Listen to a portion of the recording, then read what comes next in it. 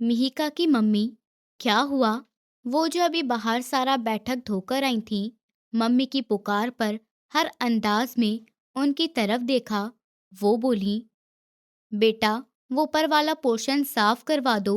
सुरेखा के साथ मिलकर अचानक से ऊपर वाले पोर्शन को साफ करवाने की वजह समझ नहीं आई। उसने पूछा, क्यों मम्मी, वहां पर कौन सी लड़ियां डलनी है?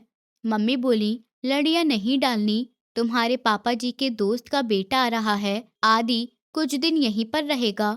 उन्होंने सब्जी काटते हुए अपनी बेटी से कहा। तो मिहिका चौंक गई और माथे पर बल पड़ गया। उसने पूछा, कौन आदि? अरे मिहिका, जानती तो हो उसे, शायद तुम्हारे ध्यान से निकल गया।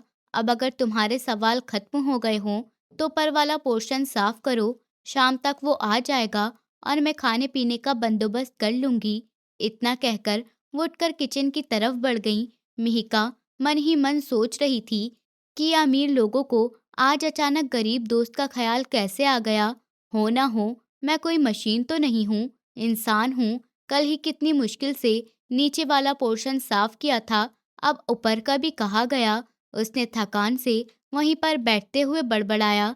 तभी सुरेखा उसके सिरहाने खड़ी हो गई और बोली, दीदी, चलो ना ऊपर, सफाई करनी है। वो बोली, तो करो, अकेले कैसे करूंगी, आप भी चलिए ना दीदी, पोर्शन काफी समय से बंद पड़ा है।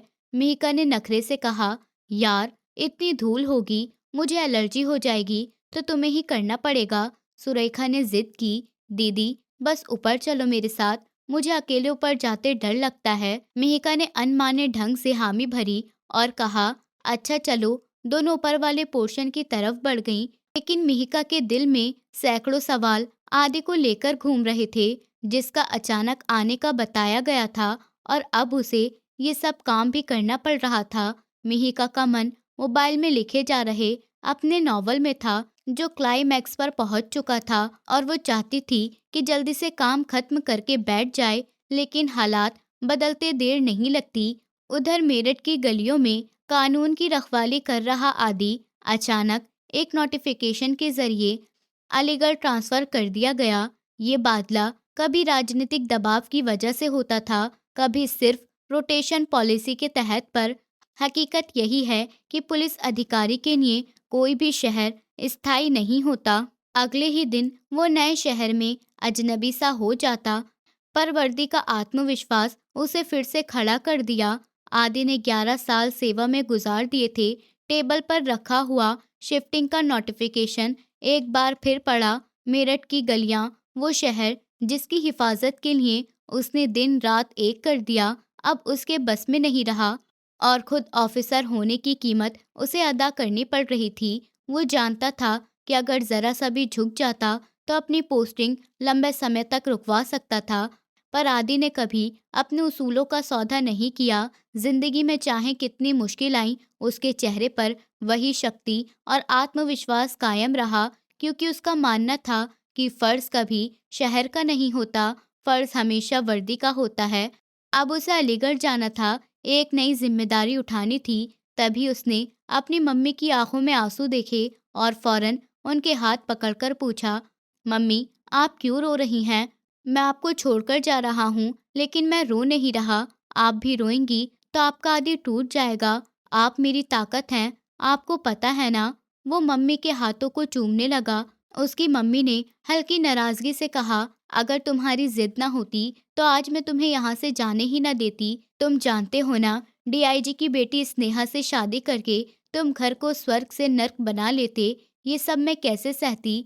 इसलिए ठीक ही हुआ तुम्हारी शिफ्टिंग हो गई, वरना वैसे भी दबाव बना ही हुआ था। उन्हें तो बहाना मिल गया। ये कहते हुए मम्मी की आवाज में कड़वाहट थी। फिर वो बोली, आदि, तुम अपने पापा के दोस्त के घर के अलावा कहीं और मत जाना। मैं दोबारा समझा रही हूँ, क्योंकि मैं जानती हूँ मेरे बेटे का मिजाज, वो किसी पर बोझ बनना पसंद नहीं करता, और पापा के दोस्त के घर भी वो बहुत कम गया है। अलीगढ़ शहर उसे शुरू से ही खास पसंद नहीं था। ये कुदरती तौर पर ही था, पर ऊपर वाले ने उसकी पोस्टिंग अब वहीं कर दी। आदि वहां जाकर अपना छोटा सा घर लेना चाहता था, लेकिन मम्मी और पापा की जिद पर उसे उनके घर भी जाना था। मम्मी की खुशी के खातिर उसने हाँ कर दी। सुबह ही वो तैयार खड़ा हुआ था। मम्मी को वहीं छोड़कर वो हवेली से निकला और मेरठ से विदा होते लम्हों में उसने खुद से बस इतना फैसला किया कि चाहे हालात कैसे भी हों, दिल को कमज़ोर नहीं पड़ने देगा। वो जानता था अलीगढ़ में उसके लिए उसके पापा के दोस्त के घर के दरवाजे हमेशा के लिए खुले हुए हैं, पर उसके कदम सिर्फ रिश्तों के लिए नहीं बल्कि अपनी ड्यूटी के बोझ तले भी जा रहे थे। आदि के लिए ये शिफ्ट सज़ा नहीं बल्कि एक और इम्तिहान था, और वो हर इम्तिहान की तरह इस बार भी सर बुलंद रखकर गुजरना चाहता था और अपने शहर मेरठ को अलविदा कहता चला गया। शाम के खाने पर अच्छा खासा इंतज़ाम किया गया था। बहुत तरह के पकवान मिहिका की मम्मी ने अपने हाथों से तैयार किए थे, सब उसी के लिए जो पहली बार होश हवास में अपने पापा के दोस्त के घर आ रहा था। मिहिका का मन तो ये कर रहा था कि सारा खाना पड़ोसियों में जाकर बंटवा दे। मम्मी, इतना स्पेशल खाना है ना, ज़रा चख तो लें। मिहिका के मुंह में पानी भर आया, पर उसकी मम्मी ने हंसते हुए कहा, मिहिका, ऐसे मत देखो अभी खाने पर, पहले आदि को आने दो, फिर सब मिलकर खाएंगे। उन्होंने दीवार पर लगी घड़ी को देखते हुए कहा, तुम्हारे पापा आदि को लेने गए हैं। वैसे तो अब तक आ जाना चाहिए था, पर मौसम की खराबी की वजह से देर हो गई है। तभी बाहर गाड़ी रुकने की आवाज़ सुनाई दी तो माँ बेटी चौंक गईं और उसकी मम्मी बोली, लो आ गए मिहिका, तुम टेबल लगाओ जल्दी से, मैं अपने बेटे से मिलकर आती हूँ। ये कहकर वो जल्दी से बाहर निकली। मिहिका मन ही मन बड़बड़ाई, मम्मी तो ऐसे खुश हो रही हैं जैसे कोई बहुत बड़ा हीरो आ रहा हो, कभी शक्ल दिखाई नहीं और आज ज़रूरत पड़ने पर इन्हीं के घर आकर रहना है। मतलब के लोग। वो नाराज़ होकर सुरेखा के साथ टेबल लगाने लगी। तभी उसकी नज़र दरवाजे पर पड़ी और वो थम गई। अंदर आता हुआ इंसान अपने आप में एक हकीकत की खूबसूरती लिए हुए था। लंबा कद, चौड़े कंधे, नेवी ब्लू शर्ट जिसकी बाजुएं मुड़ी हुई थीं, जैसे लापरवाही में भी एक जज्बा और आत्मविश्वास छुपा हो। उसके चेहरे की सख्ती और आंखों की गंभीरता किसी को भी अपनी जगह से हिला दे। मिहिका का हाथ प्लेट रखते हुए रुक गया। उसकी आंखें जैसे ठहर गईं और एक पल को वो भूल गई कि वो किस बात पर नाराज थी। किचन से सुरेखा की आवाज आई तो जैसे उसका ध्यान टूटा। उधर आदि ने कदम बढ़ाए और जैसे ही दरवाजे की दहलीज पार की, उसकी नज़र भी अनजाने में मिहिका से टकरा गई। एक पल के लिए वो भी ठिठक गया। निगाहों के उस मिलन ने मिहिका को हैरान कर दिया और खुद आदि भी चौंक गया, पर अगले ही लम्हे उसने खुद को संभालते हुए नजरें फेर ली। मिहिका ने महसूस किया जैसे दिल की धड़कन बढ़ गई हो। वो उलझन में पलकें झपकने लगी। ये वही इंसान था जिसके आने पर वो मन ही मन में शर्मा रही थी, पर सामने आते ही दिल का सारा बोझ जैसे बिखर गया। आ जाओ आदि, आओ। मिहिका की मम्मी मुस्कुराते हुए उसे अंदर लेकर आई। हेलो, आदि ने बहुत इज्जत भरे अंदाज में कहा और मिहिका की तरफ देखते हुए धीमे लहजे में बोला, जी हेलो। उसने भी धीरे से जवाब दिया और किचन की तरफ बढ़ गई। वहां जाकर उसने गहरी सांस ली, जैसे कुछ देर पहले उसकी हस्ती पर जो असर हुआ था वो उतारना चाहती हो। उसकी मम्मी तो आदि के गुण गा रही थी और मिहिका मन ही मन सोच रही थी कि अब इस घर में किसी को मेरी परवाह ही नहीं रही। अब तो एसपी साहब के आने के बाद मेरी वैल्यू बिल्कुल खत्म हो जाएगी। दीदी, अगर खुद से बातें खत्म हो गई हों तो बाहर चलिए, मम्मी बुला रही हैं। सुरेखा की आवाज़ ने उसे चौंका दिया। मिहिका ने बड़बड़ाते हुए कहा, तुम अपनी ये ज़बान बंद रखो, जो मुझे भी सुनाई दे रहा है। ये कहकर मुंह फेर लिया। उसे खुद भी समझ नहीं आ रहा था कि गुस्सा किस बात पर आ रहा है। इस पर कि अब उसकी नज़रें आदि पर रहेंगी, या इस पर कि उसकी मौजूदगी उसे अजीब सी बेचैनी दे रही थी। रात को सुरेखा से बर्तन धुलवाकर और सब निपटाकर किचन में खड़ी थी। मिहिका अपने लिए चाय बना रही थी। तभी पीछे अचानक किसी की मौजूदगी का एहसास हुआ। वो पलटी तो देखा किचन की दहलीज पर वही चौड़े कंधों वाला इंसान आदि खड़ा था। सॉरी, मुझे लगा कि आंटी हैं। ये कहकर वो मुड़ने लगा। मिहिका मुस्कुराते हुए बोली, कुछ चाहिए था आपको? आखिर मेहमान था, इज्जत तो दिखानी ही थी। आदि ने कहा, जी, मुझे चाय पीनी थी। मिहिका हंसकर बोली, अरे, आपका चाय से क्या नाता एसपी साहब? आप अमीर लोग तो कॉफ़ी पीते होंगे। नहीं, कॉफ़ी कड़वी होती है, चाय में अपनापन होता है। ये कहते हुए उसने उसकी ओर देखा। आदि उसकी बात और अंदाज से चौंक गया। वो उसकी अदा को समझ नहीं पाया। उसके माथे पर बल पड़ गए और बोला, एक्सक्यूज मी। मेहिका भी पलटकर बोली, एक्सक्यूज यू। एक बात बताइए, पूरे अलीगढ़ में आपको हमारा ही घर मिला था डेरा जमाने के लिए। जब अमीरी का गुरूर होता है तो गरीब लोग नजर ही नहीं आते, और जब मुश्किल आ जाती है तो मदद के लिए गरीबों का ही घर याद आता है। उसकी बातें एक के बाद एक तीर की तरह चल रही थीं। आदि बस इतना बोला, आप कुछ ज्यादा बोल रही हैं। आदि ने सब्र से उसकी बातें सुनी और बोला, बोलिए, अगर बोलने का मन है। तो मिहिका मुस्कुराई और बोली, हाँ, मैं बहुत बोलती हूँ क्योंकि अपने घर में हूँ और यहाँ बोलने का हक है। ये लीजिए आपकी चाय। कहते हुए उसने कप उसकी ओर बढ़ा दिया। आदि ने एक नज़र उसकी तरफ देखा, फिर चाय की ओर देखा। चाय उसकी कमजोरी थी। बिना चाय पिए वो काम ही नहीं कर सकता था, और अभी उसे बहुत सारा डाटा इकट्ठा करके फाइल बनानी थी। रात भर जागना था। 2 दिन बाद उसकी ज्वाइनिंग थी, लेकिन वो कल ही पुलिस स्टेशन जाकर चार्ज संभालना चाहता था। उसके लिए उसे तैयारी करनी थी। उसके पास एनर्जी थी, लेकिन सामने खड़ी हुई लड़की ने एक कप चाय के लिए उसे अच्छा खासा अपमानित कर दिया। आदि ने अपने अहंकार को दबाया और कहा, जरूरत नहीं। कहते हुए वो वापस मुड़ गया। तभी मिहिका तेजी से उसके सामने आकर खड़ी हो गई और बोली, 1 मिनट एसपी साहब, पी लीजिए ये चाय। मेरे हाथ की चाय हर किसी को नसीब नहीं होती, और अगर मिल रही है तो हजम भी हो जाएगी। अगर आप कॉफी के शौकीन नहीं हुए तो। वो जानबूझकर उसे छेड़ना चाह रही थी। आदि वैसा इंसान था जो हर समय जरूरत पर ही बोलता था। उसे जल्दी गुस्सा नहीं आता था, लेकिन जब आता तो सामने वाले को हिलाकर रख देता।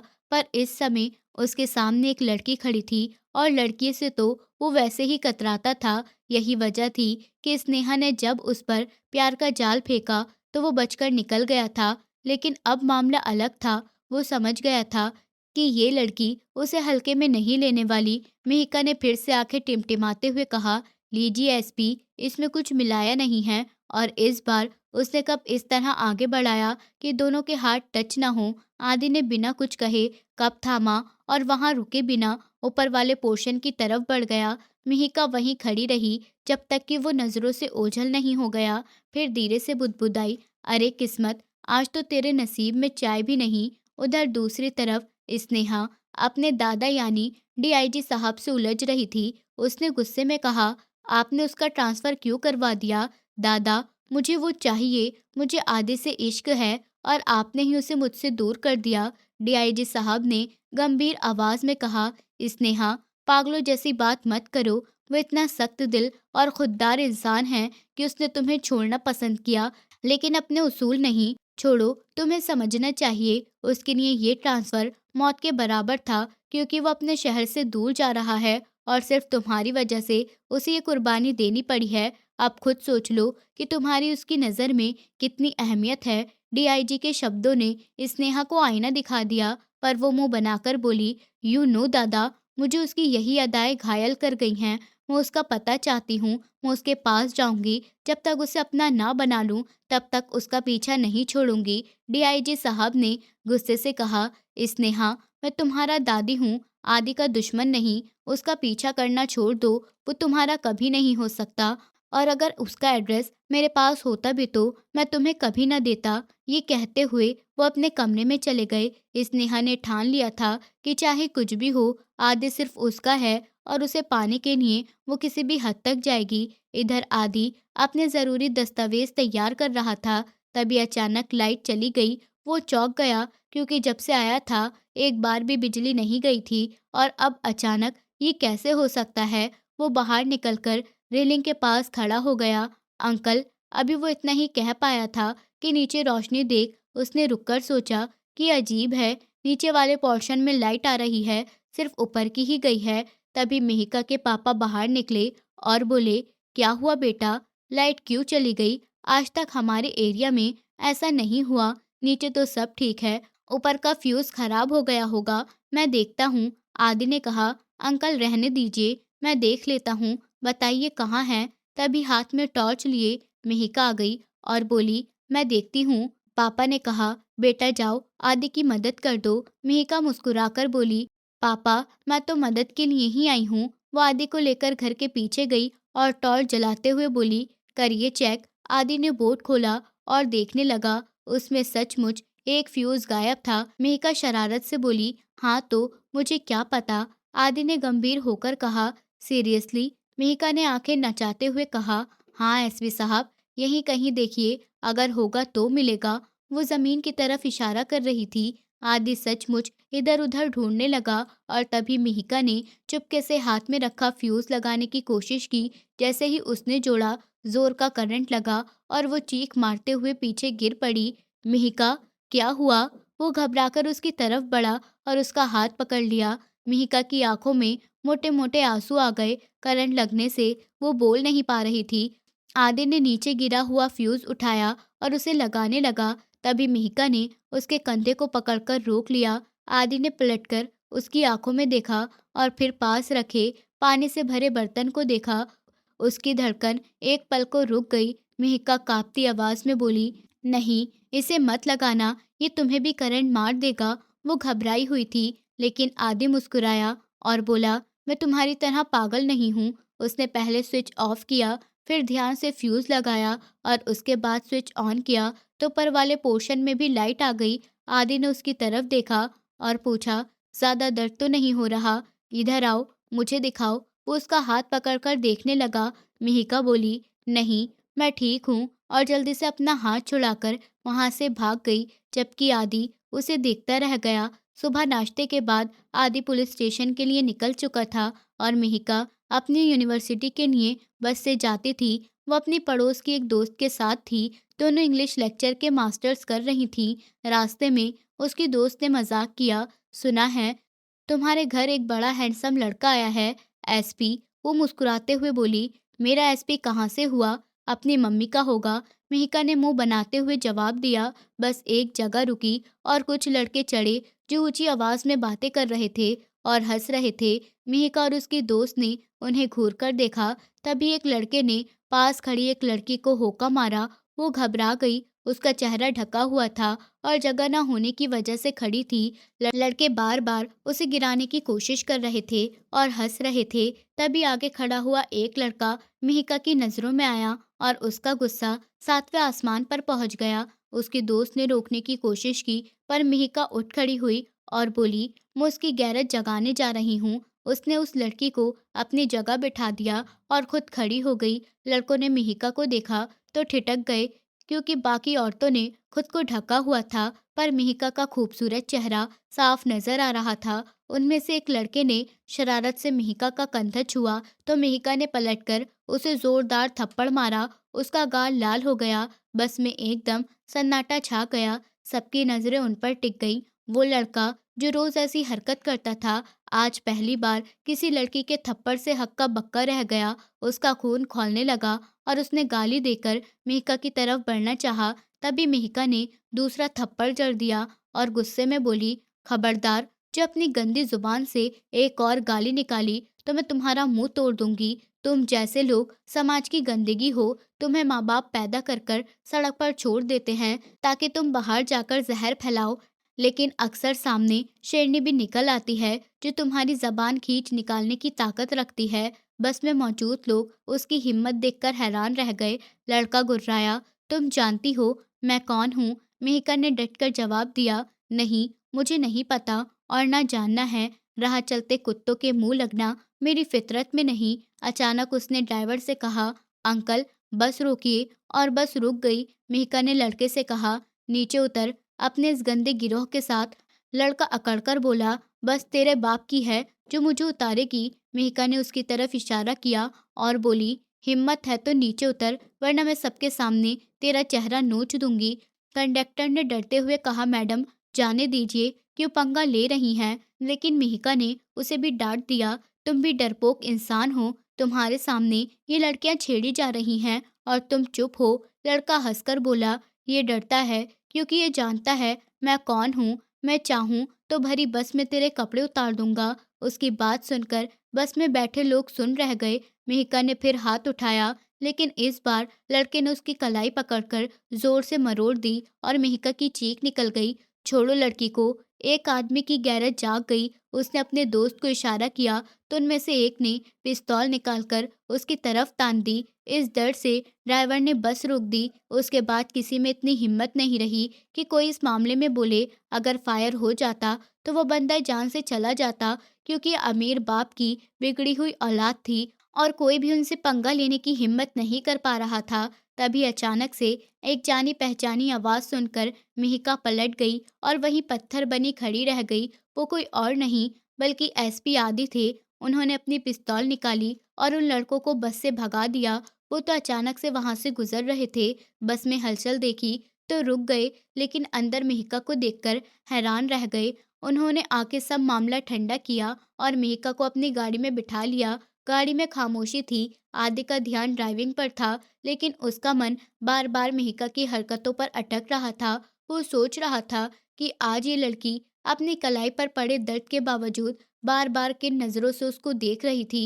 मिहिका आखिरकार बोल ही पड़ी, प्लीज आदि, मेरी मम्मी को मत बताना। अगर उन्हें पता चल गया तो वो मेरा यूनिवर्सिटी जाना ही बंद कर देंगी। आदि ने सख्त नजरों से उसकी तरफ देखा, लेकिन खामोश रहा। मिका फिर बोली, देखो, जो मर्जी कह लीजिए, चाहे मेरा कान ही क्यों ना खींच लो, लेकिन मम्मी को मत बताना, वरना सब खराब हो जाएगा। आदि ने जवाब दिया, उन्हें भी पता चलना चाहिए कि उनकी बेटी क्या हरकतें कर रही है। आपने मुझे गुंडा कहा। ये सुनकर मिहिका गुस्से से भर गई और लड़ने मरने को तैयार हो गई।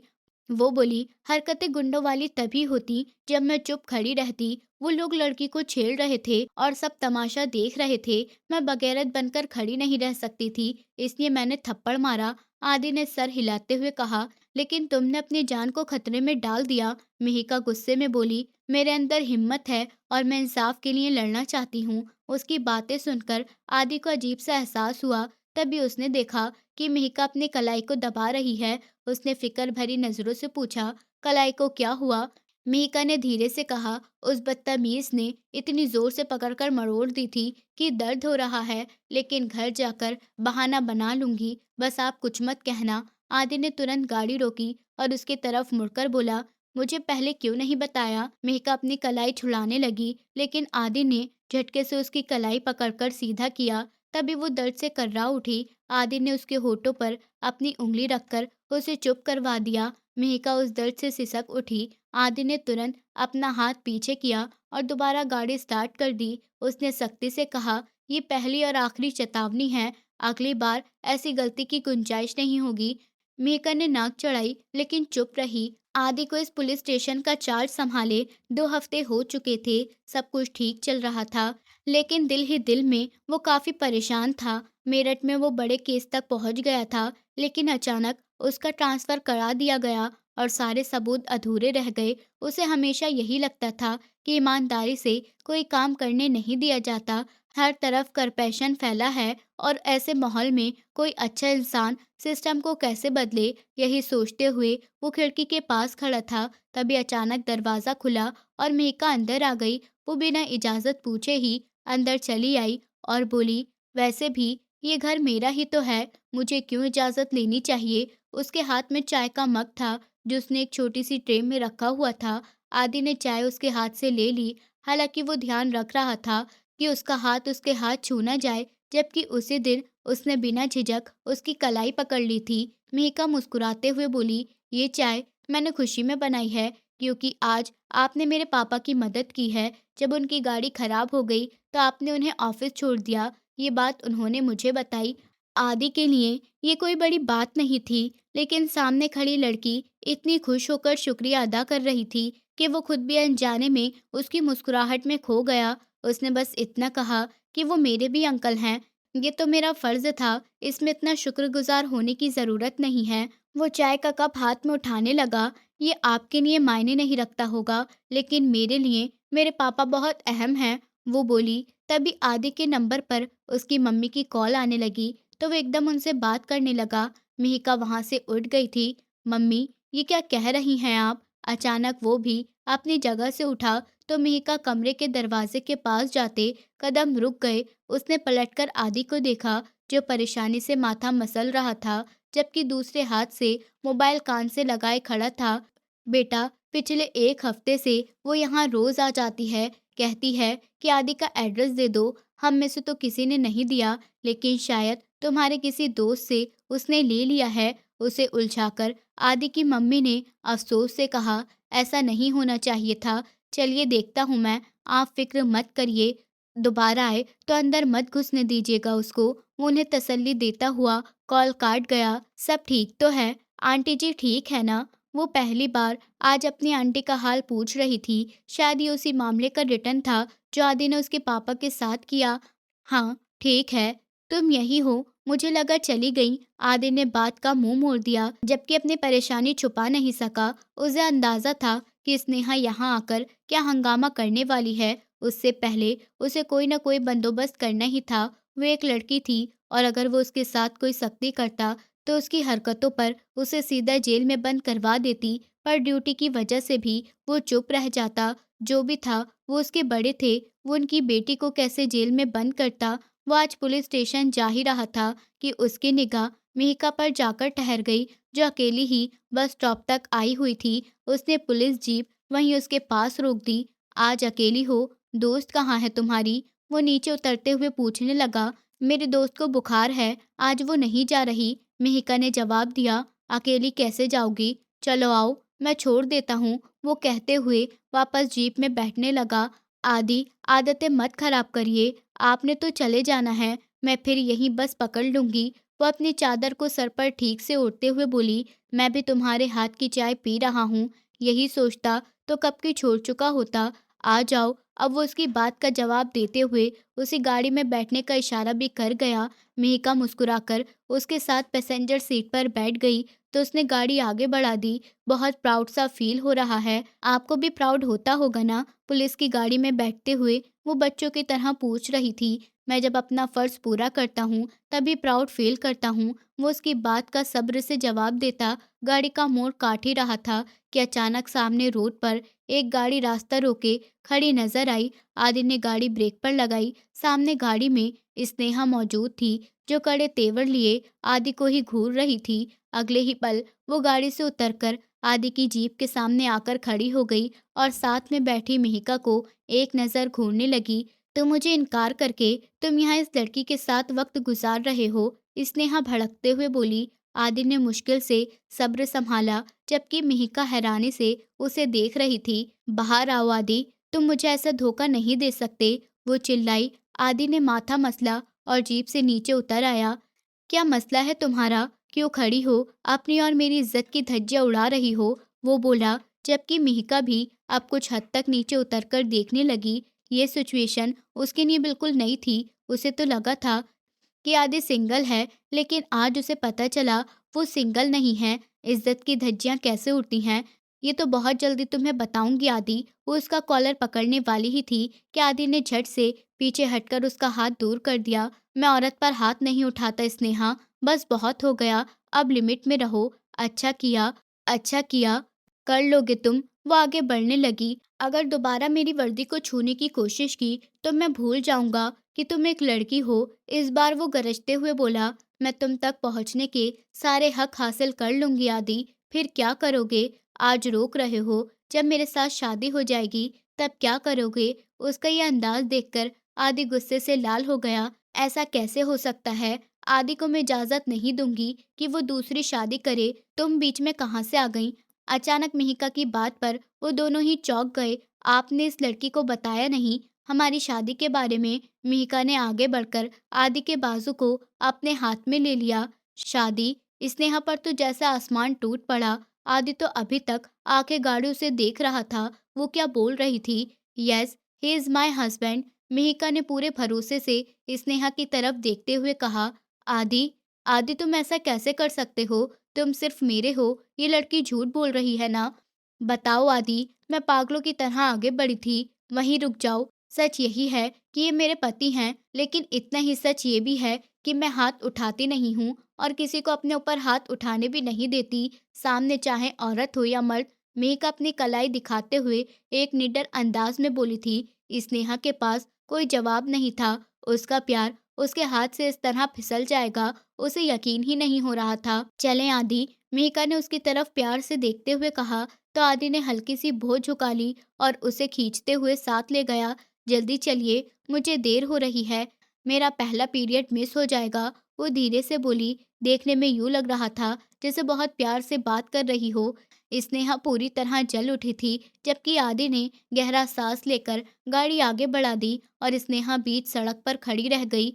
ये क्या बोला तुमने स्नेहा से? आदि ने गुस्से से पूछा। तुम्हारी मदद की है एसपी साहब, मेहिका ने मुंह बनाते हुए कहा। मैंने तुमसे मदद मांगी थी, आदि ने दबाव डालते हुए पूछा। लो, भलाई का तो जमाना ही नहीं है, एक तो मदद की और अब शुक्रिया अदा करने के बजाय मुंह फुला रहे हो, मेहिका ने नाराजगी से कहा। तुम जानती भी हो तुम किस मुसीबत में खुद को फंसा चुकी हो, आदि ने सीरियस होकर कहा। नहीं, और मुझे जानना भी नहीं है, क्योंकि मैं किसी से डरती नहीं हूँ, वो निडर आवाज में बोली। आदि कुछ कह नहीं सका कि वो सच में नहीं डरती, लेकिन उसके लिए वो खुद डरने लगा था। उसे कुछ भी हो जाए, ये वो सहन नहीं कर पाएगा। लेकिन अपने फीलिंग्स अपने अंदर दबाने वाला इंसान होने के कारण उसने कुछ नहीं कहा। मेहिका को यूनिवर्सिटी पर उतार कर वो पुलिस स्टेशन चला गया, जहाँ काफी काम पेंडिंग था, मगर उसका दिमाग बार बार मेहिका पर ही भटक रहा था। स्नेहा एक जुनूनी लड़की थी, अगर उसने कोई नुकसान कर दिया तो क्या होगा, वो सोच भी नहीं पा रहा था। तभी उसके मोबाइल पर कॉल आई। कॉल उसके अंकल की थी। उसने रिसीव किया तो अंकल बोले, बेटा, मेहिका अभी तक घर नहीं आई, इतनी देर तो कभी नहीं लगती, मगर आज तो बहुत देर हो गई है। आदि के पैरों तले से जमीन खिसक गई। शाम के 6 बज चुके थे और मेहिका 3 बजे से ज्यादा कभी लेट नहीं होती। आदि ने अंकल को तसल्ली दी कि आप फिक्र ना करें, मैं देखता हूँ, और फौरन बाहर निकल गया। जैसे ही कॉल खत्म हुई, दूसरी तरफ से स्नेहा की कॉल आने लगी। उसने रिसीव किया तो आवाज आई। मुझे लगा था पत्नी की गुमशुदगी की रिपोर्ट मिल चुकी होगी, मगर तुम्हें तो पता ही नहीं कि तुम्हारी पत्नी घर नहीं पहुंची और तुम आराम से पुलिस स्टेशन में बैठे हो। आदि गुस्से से बोला। स्नेहा, कुछ मत करना, वरना। स्नेहा हंसी। वरना क्या? मैं चाहती हूँ कि मिहिका को तलाक दे दो और मुझसे शादी कर लो। आदि चीख पड़ा। तुम समझते क्या हो खुद को? नफरत है मुझे तुमसे। अपने गुस्से को काबू करो, वरना जो कुछ भी तुम बोल रहे हो उसका नुकसान तुम्हारी पत्नी को भुगतना पड़ेगा। स्नेहा की बात सुनकर आदि ने जोर से टेबल पर हाथ मारा। मिहिका, उसने चीखते हुए कहा। स्नेहा बोली, बेबी होशियार है और बची हुई है, मगर कब तक बची रहेगी ये मैं नहीं जानती। मेरे आदमी उसके साथ हैं और मेरे एक इशारे की देर है। अगर किसी ने भी उसे खरोच तक पहुंचाई तो मुझसे बड़ा कोई दुश्मन नहीं होगा। स्नेहा ने ठंडी आवाज में कहा। मैं तुम्हें वो रूप दिखाऊंगी जो आज तक किसी ने नहीं देखा। आदि ने दांत भींचते कहा। अगर तुमने मेरी मिहिका की तरफ आंख उठाकर भी देखा तो मैं तुम्हें जान से मार दूंगा, आई स्वेर। दूसरी तरफ स्नेहा मुस्कुरा रही थी। उसने फोन मिहिका की तरफ बढ़ा दिया। मिहिका होश में आते ही हैरान रह गई। उसके सर में हल्का दर्द था और आंखों के सामने धुंधलापन। उसे याद आया कि यूनिवर्सिटी से बाहर निकलते ही किसी ने उसके सर पर वार किया था और वो बेहोश हो गई, मतलब उसे किडनैप किया गया था। वो घबराकर उठी, लेकिन कमरे का दरवाजा बंद था। तभी दरवाजा खुला और अंदर स्नेहा आई। उसे देखते ही मिहिका की आंखों में आग भर गई। उधर उसके पापा परेशान हो रहे थे। आदि उन्हें तसल्ली दे रहा था, लेकिन उनके ब्लड प्रेशर के बढ़ जाने से डॉक्टर को बुलाना पड़ा। इधर कमरे में मिहिका ने सीना तान कर स्नेहा से पूछा, क्या तुमने मुझे सिर्फ इसलिए किडनैप किया कि आदि से शादी कर सको? स्नेहा बोली, पहले वो तुम्हें तलाक देगा, फिर शादी होगी। मिहिका जोर से हंसी। कैसी शादी और कैसा तलाक? जो शादी हुई ही नहीं उसका तलाक कैसे होगा? ये बात मिहिका बस सोच ही पाई थी। तभी स्नेहा ने आदि का कॉल स्पीकर पर कर दिया। दूसरी बेल पर ही आदि ने घबराकर रिसीव किया और चिल्लाया, मिहिका कहाँ है? स्नेहा बोली, तुम्हारी पत्नी मेरे पास है। अगर उसे वापस चाहते हो तो पहले तलाक देनी होगी, फिर मैं बता पाऊंगी। आदि की आवाज में बेबसी और दर्द दोनों झलक रहे थे। उसने कहा, जो कहोगी करूंगा, लेकिन मिहिका को कुछ नहीं होना चाहिए। स्नेहा ने तुरंत 2 आदमियों को मिहिका के पास भेजा, जिन्होंने उसे रस्सियों से बांध दिया और मुंह पर टेप लगा दी। अब तुम्हारा विदाई का वक्त आ गया है। लड़की शादी के बाद विदा होती है, स्नेहा ने जहरीली मुस्कान के साथ कहा और तुम्हारे यहाँ से तलाक के बाद विदाई होगी। कितनी लकी हो ना तुम। आज के बाद कभी मेरे और आदि के बीच आने की कोशिश मत करना, और वैसे भी तुम कर नहीं पाओगी, क्योंकि जब तुम्हारा और आदि का तलाक हो जाएगा तब आदि का रिश्ता हमेशा के लिए मुझसे बन जाएगा, और आदि को मेरा होने से कोई ताकत नहीं छीन सकती। स्नेहा एक जालिम औरत बन चुकी थी। कुछ देर में आदि उसके बताए हुए पते पर पहुंच गया। उसने जाते ही मिहिका को आवाज लगाई, मिहिका, मिहिका। सन्नाटे को देखकर चिल्ला उठा था। उसे मिहिका अपनी आंखों के सामने चाहिए थी। वो ये नहीं जानता था कि मेरठ से यहाँ आने में उसे कितनी परेशानी और तकलीफ उठानी पड़ेगी। तभी सामने से मिहिका दिखाई दी, जिसके हाथ बंधे हुए थे और मुंह पर टेप चिपकी हुई, और उसके साथ स्नेहा खड़ी थी, जिसके हाथ में पिस्तौल थी, और उसने वो पिस्तौल मिहिका की कनपट्टी पर तानी हुई थी। स्नेहा उसे देखकर बोली, पहुंच गए, हाँ, यहीं खड़े रहो, वरना तलाक तो बात की बात है, सीधा मौत के घाट उतार दूंगी। उसने गुस्से में मुट्ठियां बींची और कहा, चलो अभी दो ऐसे ही तलाक। स्नेहा ने हुक्म दिया। आदि ने एक नज़र मिहिका पर डाली और बोला, मैं मिहिका को तलाक देता हूँ। उसने पेपर्स पर भी साइन कर दिया, जो स्नेहा पहले ही तैयार करवा चुकी थी। ऐसे ही स्नेहा की बात मान ली। फिर ठंडी सांस लेकर बोला, अब इसे पुलिस के हवाले कर दो, क्योंकि अब ये मेरे किसी काम की नहीं।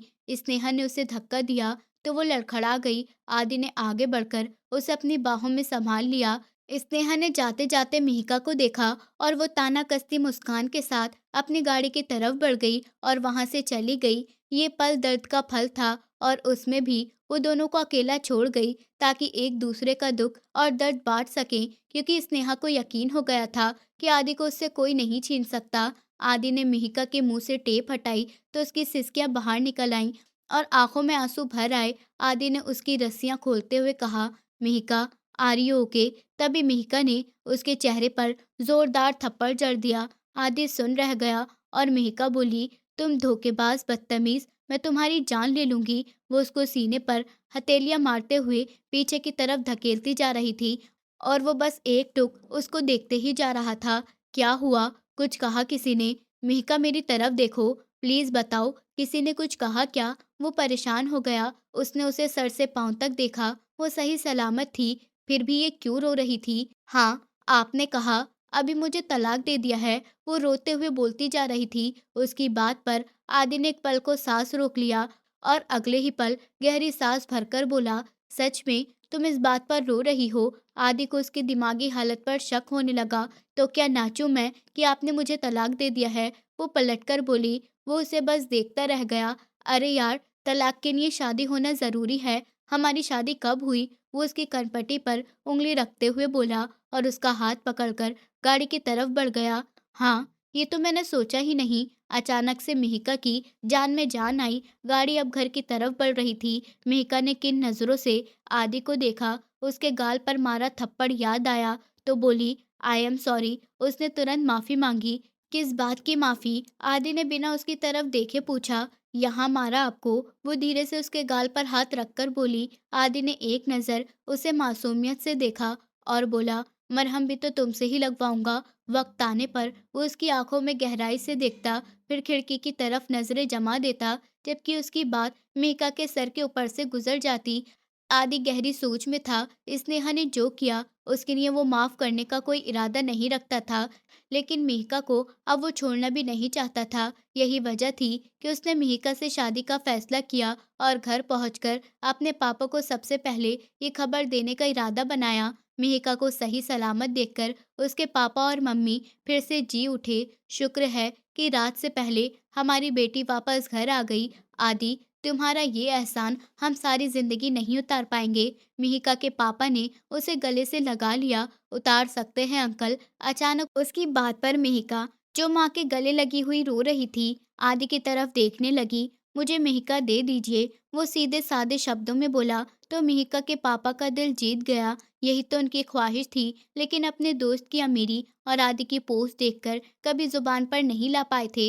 आदि बेटा, ऐसे अचानक? मिहिका की मम्मी हैरान रह गईं, तो वहीं मिहिका का दिल जोर-जोर से धड़कने लगा।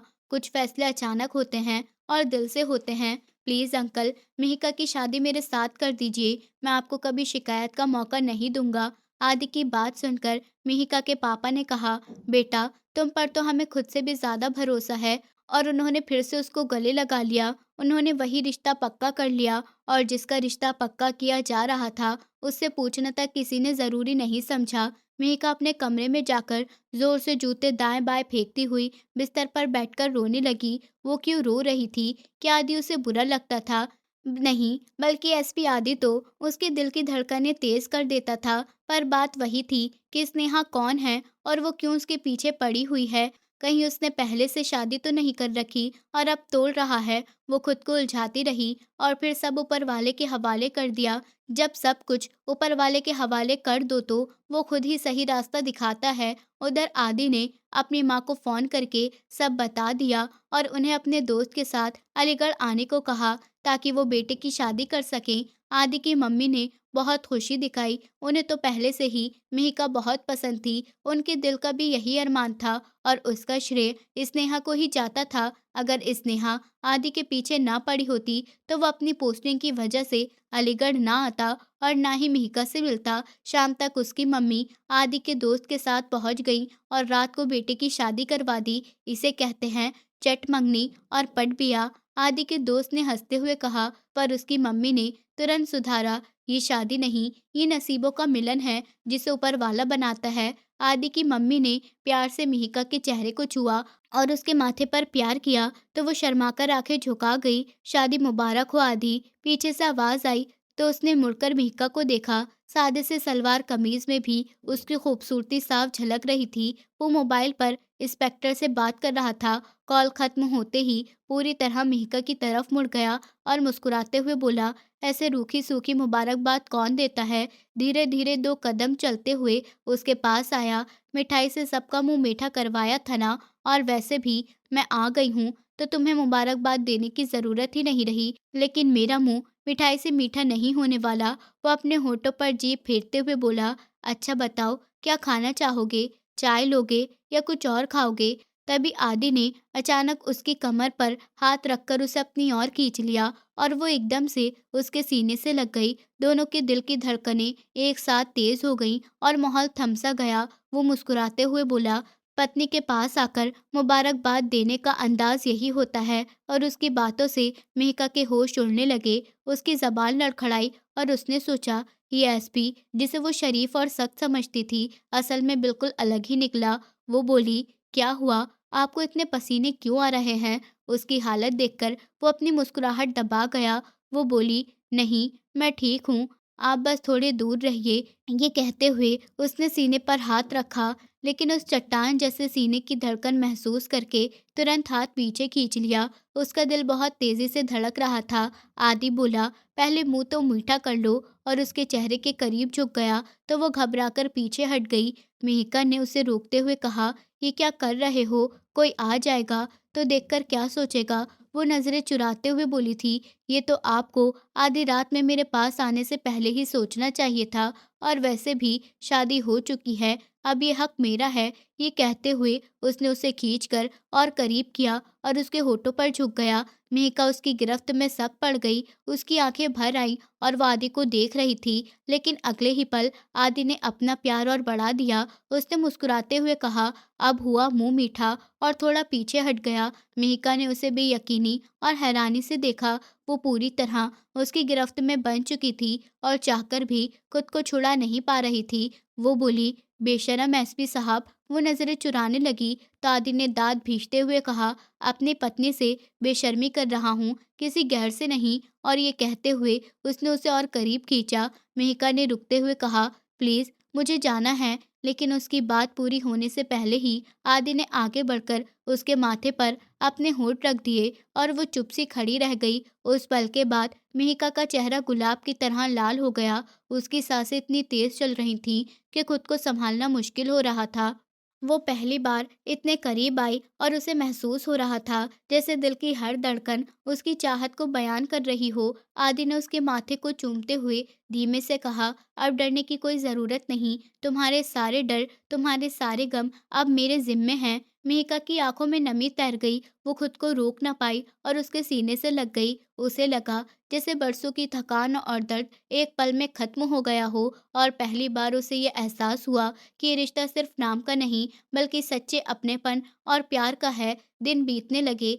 मेघा धीरे-धीरे अपनी झिझक छोड़ने लगी। अब वो आदि के सामने खुलकर मुस्कुराने लगी, छोटी-छोटी बातें उससे साझा करने लगी। जब वो रसोई में चाय बनाती, तो आदि पीछे से आकर उसका दुपट्टा पकड़ लेता और हँसते हुए कहता, "मुझे तो बस तुम्हारी खुशबू वाली चाय चाहिए।" मेहिका उसे देखती, लेकिन मुस्कुराहट रोक नहीं पाती। कभी आदि जानबूझकर कोई गलती कर देता और कहता, "अब तो मेरी मेहिका ही सिखाएगी सही करना कैसे है।" और दोनों के बीच एक प्यारा माहौल बन जाता। मेहिका जब थक जाती या परेशान होती, तो आदि उसके पास बैठकर उसकी हथेलियां अपने हाथों में ले लेता और धीमी आवाज में कहता, तुम्हारे चेहरे पर शिकन मुझे बिल्कुल अच्छी नहीं लगती। तुम्हें हमेशा मुस्कुराते देखना ही मेरी सबसे बड़ी ख्वाहिश है। मेहिका उसकी बात सुनकर चुपचाप उसे देखती रहती और सोचती कि यही वो सहारा है जिसकी उसे हमेशा तलाश थी। अब मेहिका को लगता जैसे उसकी जिंदगी में अंधेरे के बाद आखिरकार एक उजाला आया है। सुबह जब वो मंदिर की घंटियों की आवाज़ सुनती,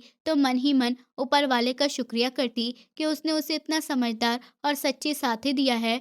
आदि की बाहों में उसे अब डर नहीं, बल्कि एक गहरी शांति और अपनापन महसूस होता। वो समझ चुकी थी कि यही उसका असली घर है और यही वो रिश्ता है जिसका सपना उसने कभी संजोया था। धीरे-धीरे उनके दिन एक दूसरे के इर्द-गिर्द ही सिमटने लगे। मिहिका को अब आदि की आदत पड़ चुकी थी। सुबह उठते ही उसकी तलाश करना, दोपहर को उसकी आवाज़ सुनने के लिए बेचैन होना और रात को उसके कंधे पर सर रखे बिना नींद ही ना आना, ये सब उसकी ज़िंदगी का हिस्सा बन गया था। आदि भी मिहिका की छोटी-छोटी बातों में इतनी गहराई से शामिल रहता कि लगता मानो उसे उसकी हर धड़कन का हाल मालूम हो। एक शाम जब हल्की बारिश हो रही थी, तो आदि ने छत पर आकर मिहिका को बुलाया। वो घबराते हुए बोली, इतनी भीग जाऊंगी तो सर्दी लग जाएगी। पर आदि ने उसका हाथ पकड़कर कहा, आज बस मेरे साथ चलो, बारिश की बूंदों में तुम्हारे चेहरे की मुस्कान देखने की ख्वाहिश है। मेहिका शर्माते हुए उसके साथ चली गई। बूंदें दोनों के चेहरे पर पड़ रही थीं और आदि उसे अपने बाहों में बींचे बिना रह न सका।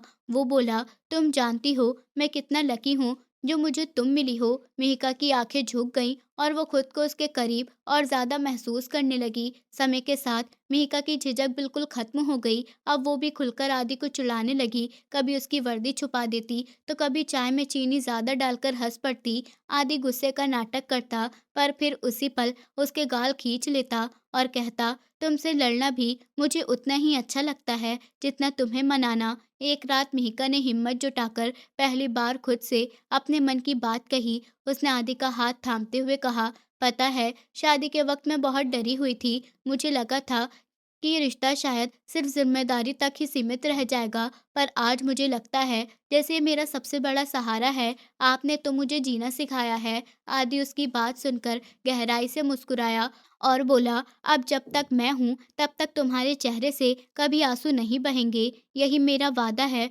उस रात मिहिका की आंखें भीग गईं, लेकिन दिल में गहरी तसल्ली उतर गई। उसे लगा अब उसकी जिंदगी में वो कमी हमेशा के लिए पूरी हो गई है। अब वो सिर्फ आदि की मिहिका नहीं, बल्कि उसकी जान, उसकी हमसफर बन चुकी है। आदि का जन्मदिन नज़दीक था, लेकिन वह अपनी ड्यूटी और कामकाज में इतना बिजी था कि खुद भी भूल गया। मिहिका ने चुपचाप उसका कैलेंडर देखा और मन ही मन सोच लिया कि इस बार वो कुछ ऐसा करेगी जो आदि हमेशा याद रखेगा। उसने कई दिनों तक बिना कुछ जताए छोटी-छोटी तैयारियां शुरू कर दी। कभी गुपचुप ऑनलाइन गिफ्ट ऑर्डर किया, तो कभी पड़ोस की औरतों से मदद लेकर घर को सजाने का प्लान बनाया। आखिरकार वो दिन आ ही गया। सुबह आदि जब ड्यूटी पर जाने लगा, तो मिहिका ने बिल्कुल नॉर्मल तरीके से कहा, जल्दी आना, आज रात तुम्हारे लिए पसंदीदा खाना बनाऊंगी। आदि मुस्कुराया और बोला, अब तुम रोज ही मुझे चौंकाती रहती हो, देखता हूँ आज क्या नया पकाती हो। वो ये सोचकर चला गया कि मिहिका शायद बस नॉर्मली डिनर ही तैयार कर रही होगी। शाम को जैसे ही आदि दरवाजे पर आया, तो पूरे घर की बत्तियां बुझी हुई थी। उसने दरवाजा खोला तो कमरे के बीचों बीच हल्की सी मोमबत्ती की रोशनी चमक रही थी और मिहिका ने धीरे से केक जलाकर सामने रखा। जैसे ही उसने हैप्पी बर्थडे कहा तो चारों ओर फूलों की खुशबू और धीमे से गाने की धुन फैल गई। आदि एक पल को हैरान रह गया। उसकी आंखों में चमक और होठों पर मुस्कान खुद ब खुद आ गई। उसने कहा, मिहिका, मैं तो भूल ही गया था, लेकिन तुमने मेरे लिए ये सब सोच रखा था। मिहिका शर्माते हुए बोली, आप मेरी दुनिया हो, आपकी खुशी से बड़ी मेरे लिए कोई और चीज़ नहीं। आदि ने मोमबत्ती बुझाई तो मिहिका ने अपने हाथों से उसे केक खिलाया। वो पल बेहद सुकून भरा था। आदि ने उसका हाथ थामकर कहा, तुम्हारे जैसे तोहफे के बाद मुझे और कुछ नहीं चाहिए। तुम ही मेरी सबसे बड़ी खुशकिस्मती हो। उस रात खाने के बाद जब दोनों अकेले बैठे तो मिहिका ने धीरे से एक छोटा सा गिफ्ट बॉक्स उसके हाथ में रखा। उसमें एक खूबसूरत घड़ी थी जिसके पीछे उसने खुद अपने हाथों से छोटे अक्षरों में लिखा था, आपके साथ बिताया हर पल मेरे लिए अनमोल है। आदि ये पढ़ते ही इमोशनल हो गया। उसने मिहिका को अपनी बाहों में कस लिया और बोला, अब हर सेकंड मुझे तुम्हारी याद दिलाएगा। मोमबत्ती की हल्की रोशनी और खामोशी के बीच दोनों एक दूसरे को देख रहे थे, मानो वक्त थम गया हो। मिहिका ने सर झुकाकर उसकी छाती पर रख दिया और आदि ने उसकी आंखों में झांकते हुए कहा, आज की रात सिर्फ हमारी है। और फिर दोनों ने उस खामोशी को अपने प्यार से भर दिया। शादी के कुछ दिन बाद जब सारे रस्म रिवाज पूरे हो गए और घर का माहौल धीरे धीरे नॉर्मल होने लगा तो मिहिका और आदि दोनों अपने कमरे में बैठे थे। मिहिका हल्की सी थकी हुई थी, मगर उसके चेहरे पर अब भी वही नई दुल्हन वाली चमक थी। आदि उसे देखते हुए बोला, अब तो मेरी दुल्हन मेरी हो चुकी है, तो क्यों ना हम कहीं बाहर चलें ताकि कुछ वक्त सिर्फ हमारा हो। मिहिका ने हल्की सी मुस्कान के साथ पूछा, कहाँ ले जाना चाहते हैं आप? तो आदि उसकी आंखों में देखते हुए बोला, जहाँ तुम्हें सुकून मिले वही जगह सही होगी। पर मैंने सोचा है कि इस बार हम हनीमून के लिए शिमला चलें। बर्फ से ढकी वादियाँ, ठंडी हवा और सिर्फ तुम और मैं। मेहिका थोड़ी सी शर्माई और बोली, आपको सब पहले से प्लान करना आता है, मैं तो बस आपकी हाँ में हाँ मिलाती हूँ। आदि ने उसका हाथ थामते हुए कहा, मुझे सिर्फ तुम्हें खुश देखना आता है और बाकी सब तो वक्त खुद सही बना देता है। कुछ ही दिनों बाद दोनों सफर पर निकल पड़े। रास्ते भर मिहिका खिड़की से बाहर के नज़ारे देखती रही और आदि उसे निहारता रहा, जैसे उसे दुनिया में और कुछ देखना ही नहीं था।